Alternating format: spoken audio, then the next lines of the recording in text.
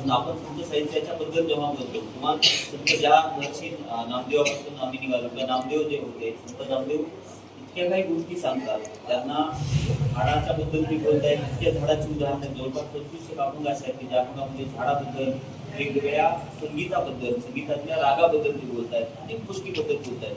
म्हणजे त्यांचा जो प्रवास आहे म्हणजे भारतात जवळपास 2दा त्यांनी भारत भ्रमण केलं, ज्यावेळेस कुठली वाहनं नाही, अजिबात कुठलंही चालण्यासाठीच आपण फक्त पायी चाललेले आहेत. आज आपल्याकडे वाहन आहेत तरी आपण कोणी भारत भ्रमण केलेलं असण्याची शक्यता कमी आहे. भारताचा पूर्ण भाग बघितला असण्याची शक्यता कमी आहे.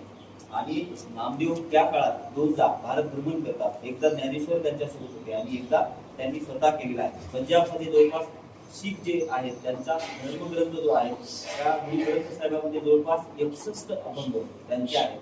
हिंदीमध्ये महत्वाची कोळी म्हणून सुद्धा त्यांना ओळखलं जातं. म्हणजे अशी सगळी जी गोष्ट आहे जे त्यांच्या भोवती नामदेवाच्या भोवती जवळपास सगळीच्या सगळी कुटुंब लिहिणारे आहेत. नामदेवाच्या घरात जवळपास 15 माणसं आहेत. म्हणजे की त्यांच्या घरातली 14 आणि जनाबाई 15वी आहे. आणि त्यांच्या बाजूला चौखा मेळा आहेत, त्यांच्या घरातले सगळेच्या सगळे लिहित आहेत. ज्ञानेश्वर आहेत, त्यांच्या घरातले सगळेच्या सगळे लिहिणारी माणसं आहेत. आणि ही सगळी लिहितात आणि त्यांच्या लेखनामधून अनेक गोष्टी सांगतात. म्हणजे ज्ञानेश्वराच्या कितीतरी अभंगामध्ये म्हणजे चंदनाच्या बद्दल किंवा ह्या सगळ्या आंब्याबद्दल तर इतके संदर्भ येतात ज्ञानेश्वरीमध्ये की आंब्याची झाड आंबा जो आहे की तो पूर्णच्या पूर्ण दिवसामध्ये कधी तो त्याची पानं पूर्ण पानगळ होत नाही, तो हिरवा राहतो. आणि जेव्हा त्याला फळ येतं म्हणजे तो इतका प्रयत्न करून त्याची हिरवळ कायम टिकवत असतो आणि जेव्हा फळ येतं तेव्हा ते देऊन टाकतो दुसऱ्याला.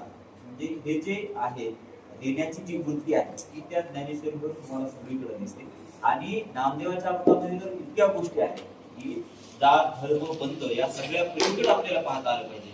म्हणजे जी वर्ण व्यवस्था आहे त्या व्यवस्थेला भिडून आपल्याला पलीकडे जाता आलं पाहिजे. ते स्वतःच एका भागात म्हणतात की काक विष्टे माझी जन्म तो पिंपळ आणि स्थळ भूमीवर उगवली तुळशी. म्हणजे तुळशी कुठेही उगवली तरी ती श्वास देणारं झाड आहे. पिंपळी 24 तास श्वास देणारं झाड आहे. ते कुठल्या ठिकाणी उगवलं याच्याबद्दल आपण जास्त हे न करता ते झाड आहे हे जास्त महत्वाचं आहे. म्हणून माणसं कुठं जन्माला येतात, कोण कोण्या घरात जन्माला येतं याच्यापेक्षा ती माणसं आहे. आपण माणूस म्हणून त्या सगळ्याकडे बघितलं पाहिजे. आणि ही सगळी जी परिस्थिती आज निर्माण झाली आहे म्हणजे आपल्या पुढच्या पिढीचा श्वास आपण आधीच संपून टाकलाय. आता आपल्याकडे झाडाची संख्या प्रचंड कमी झालेली आहे.